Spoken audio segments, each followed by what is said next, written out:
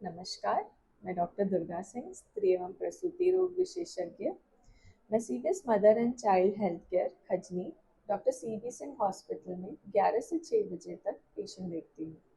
हमारे यहाँ normal delivery operation और बच्चेदानी का ऑपरेशन, अंडकोश का ऑपरेशन, इन सभी की सुविधाएं उपलब्ध हैं। आज जानते हैं एक पेशेंट की कहानी।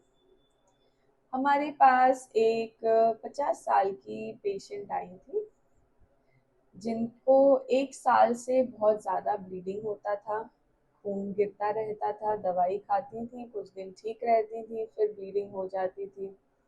उन्होंने दिल्ली में दिखाया था। वहाँ पर जब अल्ट्रासाउंड हुआ था तो उनके इसमें कोई गांठ नहीं थी, कोई भी सूजन नहीं थी। जो चीज़ थी वो था बच्चेदानी की झिल्ली मोटी थी।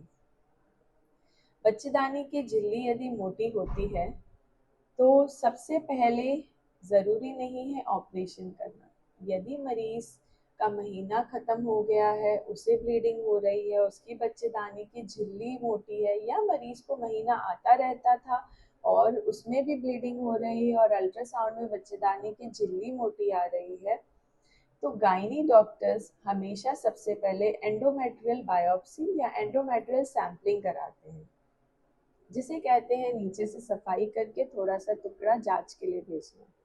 ये कोई सफाई नहीं होती है, ये एक जांच होती है। ये जांच कराना इसलिए ज़रूरी होता है कि ये देख पाएँ कि वो बच्चेदानी की झिल्ली क्यों मोटी हुई है।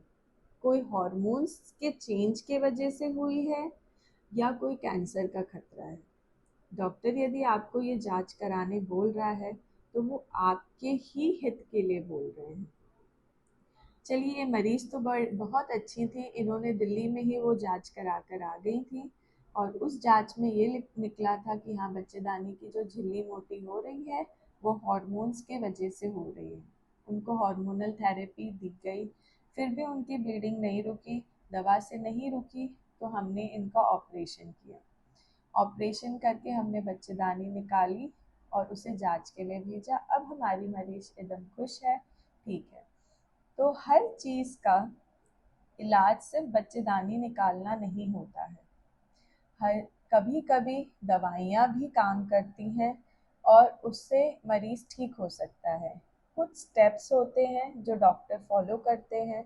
पैप स्मीयर कराते हैं, एंडोमेट्रियल सैंपलिंग कराते हैं, पहले ऑपरेशन करने से पहले ये देखने के लिए कि मरीज़ को कोई कैंसर का खतरा तो नहीं है, यदि आपकी उम्र ज़्यादा है तो।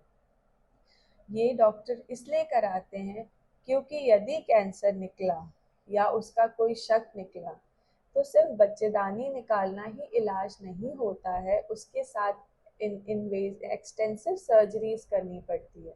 यदि कुछ भी छूट गया तो फिर मरीज को यही दिक्कत हो सकती है। तो यदि ये डॉक्टर आपको endometrial sampling, pap smear, biopsy की सलाह दे रहे हैं तो वो आपके हित के लिए ही दे रहे हैं। उसे ज़रूर फॉलो करिए, क्योंकि बच्चेदानी निकालना मात्र ही एक इलाज नहीं है। धन्यवाद। Thank you.